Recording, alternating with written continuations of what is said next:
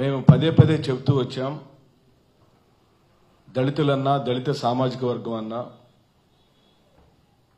దళితుల్లో సామాజిక చైతన్యం కలిగిన యువకులన్నా ఈ కూటమి ప్రభుత్వానికి పూర్తిగా ఏహ స్వభావం ఉంది. పరిపాలించడం చేతగాక తప్పుడు ప్రచారం సామాజిక మాధ్యమాల్లో తప్పుడు ప్రచారం చేసుకుంటున్న స్థానిక ఎమ్మెల్యే యొక్క ప్రచారాలను కేవలం సాగరు ఉన్న వాస్తవ పరిస్థితిని తన ఫేస్బుక్ అకౌంట్లో పెట్టాడు. పెట్టిన ఫేస్బుక్ అకౌంట్లో తను పోస్ట్ చేసింది ఇది: నువ్వు పూర్తిగా 10 రోజుల్లో ప్రక్షాళన చేశానని ప్రకటించుకున్నావు, కానీ ఇదిగో వాస్తవ పరిస్థితి బ్రదరన్ చర్చి ముందు ఇలా ఉంది, ఫలానా స్వతంత్ర హాస్పిటల్ రోడ్లో కృష్ణానగర్లో ఇలా ఉంది అని ఆయన వాస్తవ పరిస్థితిని పెట్టాడు. దీనిలో ఏం తప్పు ఉంది?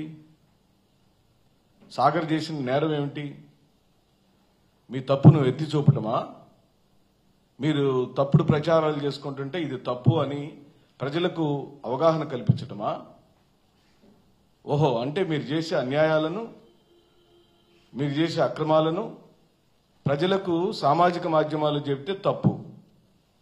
ఇప్పటికే మీ వెర్రవీగే తత్వంతో సోషల్ మీడియా కార్యకర్తలందరినీ భయభ్రాంతులు చేయటం, అక్రమ కేసులు బనాయించటం, కొట్టటం, తిట్టటం, ఊర్లో ఉండనీయకుండా చేయటం, పక్క రాష్ట్రాలకు వెళ్ళిపోమని, పారిపోమని బెదిరించడం లాంటి ఇప్పటికే చేస్తుంటే ఈ రోజున రాజమండ్రిలో ఓ మాల సామాజిక వర్గానికి సంబంధించిన సామాజిక కార్యకర్త అయిన సాగర్కి దారుణమైన అవమానం జరిగింది. ఇది భావోద్వేగాలకు సంబంధించిన అంశం, మా మనోభావాలకు సంబంధించిన అంశం. మిమ్మల్ని వదిలిపెట్టే ప్రసక్తే లేదు. గవర్నమెంట్తో మాకు సంబంధం లేదు. ప్రభుత్వ అధినేతల యొక్క వైఫల్యాలను ప్రశ్నించే గొంతులను ఇలా పోలీస్ స్టేషన్లో పెట్టి అవమానపరిచి బట్టలుప్పు తీసి మహిళా కానిస్టేబుల్ను కాపలాగా పెట్టి ఇంత దారుణమైన అవమానాలు చేసిన ఆ సిఐ మీద తప్పనిసరిగా చట్ట ప్రకారంగా జాతీయ ఎస్సీ ఎస్టీ కమిషన్కు కంప్లైంట్ ఇస్తాం, హ్యూమన్ రైట్స్ కమిషన్కు కంప్లైంట్ ఇస్తాం, ప్రభుత్వం డీజీపీకి కూడా కంప్లైంట్ ఇస్తాం. మాకేం డీజీపీ మీద నమ్మకం లేదు, ఎందుకంటే వారి సెంట్రిక్ గానే అన్ని నేరాలు ఘోరాలు జరుగుతున్నాయి. వారే ఒక తెలుగుదేశం పార్టీ కార్యకర్తగా మాట్లాడుతున్నారు, అలాగే ప్రవర్తిస్తున్నారు. ఎస్పీల స్థాయి వ్యక్తులు కూడా, ఓ బాధ్యతాయుతమైన ఐఏఎస్లు, ఐపీఎస్లు లాంటి వ్యక్తులు కూడా ఇంత దారుణంగా ప్రవర్తించాల్సిన అవసరం ఏమొచ్చిందని చెప్పి అడుగుతున్నాం. అంటే మీరు చేసిన తప్పుల గురించి మాట్లాడే హక్కు ఈ తెలుగుదేశం పార్టీ కూటమి ప్రభుత్వంలో లేదా? మాట్లాడకూడదా? తప్పును ఎత్తి చూపకూడదా? మరి మీరు ఆ రోజున వైఎస్ఆర్ కాంగ్రెస్ పార్టీ అధికారంలో ఉన్నప్పుడు, శ్రీ జగన్మోహన్ రెడ్డి గారు ముఖ్యమంత్రిగా ఉండినప్పుడు రోడ్లు బాగలేవని, రోడ్లు గుంతలుగా ఉన్నాయని, రోడ్లు వేయమని రోడ్ల మీద మీ కార్యకర్తలు కూడా పడుకున్నారు కదా అడ్డంగా. బాగున్న రోడ్లను తవ్వారు కదా రాత్రులలో. ఎంతో అపహాస్యంగా సోషల్ మీడియాలో దుష్ప్రచారాలు చేశారు కదా, వాళ్ళ మీద కూడా కేసులు పెట్టమని డిమాండ్ చేస్తున్నాం. తెలుగుదేశం పార్టీ ఈరోజు అధికారంలో ఉంది, నిన్న అధికారంలో లేనప్పుడు జరగని నేరాలు ఘోరాలని సోషల్ మీడియా మాధ్యమాలలో స్వయాన ముఖ్యమంత్రి గారిని పట్టుకొని ఆ రోజున మీరు చేసిన అవమానాలు ఎలా మర్చిపోతాం? ఏం చెప్తారండి మీరు? ఆ పిల్లాడిని పట్టుకొని, ఆ కుర్రాడిని పందిలాగున్నామని చెప్పి సిఐ బాజీలాల్ సంబోధిస్తాడు. ఇది ఎస్సీ ఎస్టీ అట్రాసిటీ కేసు కిందే వస్తుంది. తల నరుకుతానని చెప్పాడు, ఇది వైలేషనే. రైలు పైన పెట్టి తలకాయని కట్ చేస్తానని చెప్పాడు.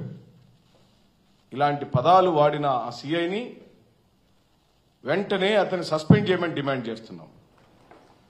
వ్యక్తిగత దూషణలు,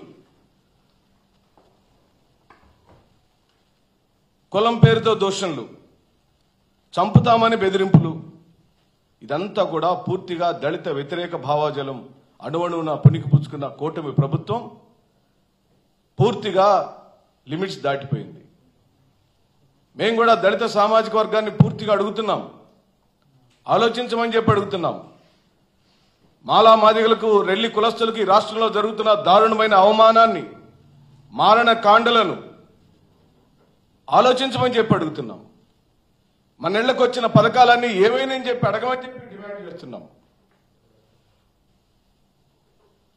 జగన్మోహన్ రెడ్డి గారు ఇచ్చిన పథకాల్లో అత్యధిక మంది లబ్ధిదారులు మాలలు, మాదిగలు, రెల్లి కులస్తులు అత్యధిక మంది లబ్ధిదారులు ఉంటే కేవలం చంద్రబాబు నాయుడు గారు, పవన్ కళ్యాణ్ గారు, బీజేపీ వారు దళితులు ఆర్థికంగా బలవంతులు కాకూడదనే ఓ పన్నాగాని పన్ని వాళ్ళు స్కూటర్లు కొనుక్కోకూడదు, టీవీలు కొనకూడదు, వాళ్ళల్లో సోఫాలు ఉండకూడదు, వాళ్ళల్లో కరెంట్ ఉండకూడదు, వాళ్ళకి నీళ్ల కుళాయిలు ఉండకూడదు, వాళ్ళ పిల్లలు ఇంగ్లీష్ మీడియంలో చదువుకోకూడదని ఓ కుట్రపూరితమైన రాజకీయ వ్యవహార శైలికి ఈ రోజు నా సాగర్కు జరిగిన అవమానమే పరాకాష్ట అని చెప్పి అంటున్నాం.